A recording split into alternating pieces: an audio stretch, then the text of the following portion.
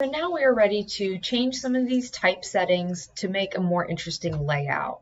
The first one we are going to look at here is the font.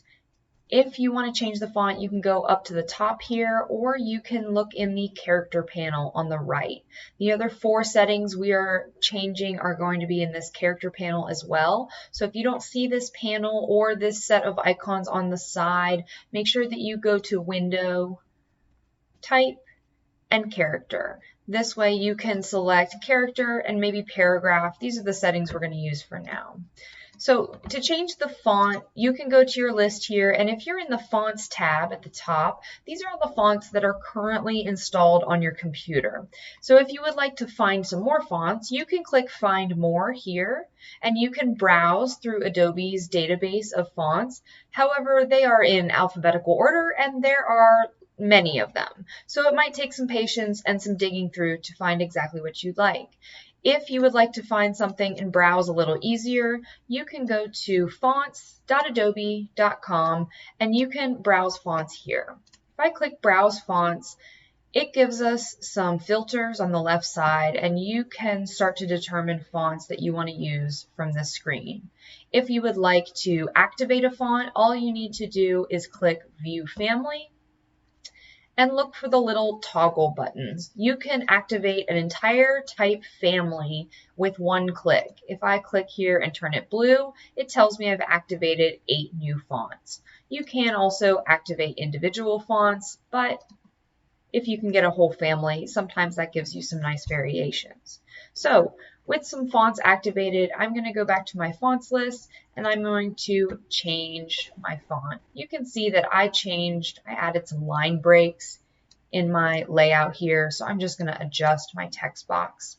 The next setting we're going to change is the size.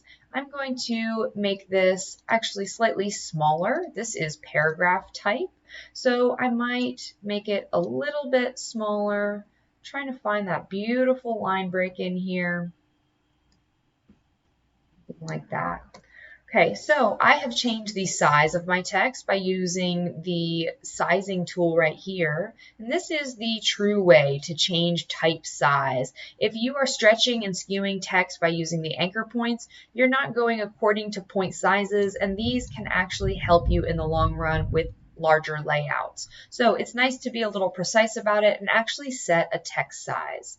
The next setting here is leading, and this is that spacing between lines. If you start moving your arrows here, you can easily increase your spacing or decrease the spacing as you see fit. If you have your leading on auto, you can tell because you have parentheses around the point size here. So always try to do something to your point size. Always try to make it something other than the default.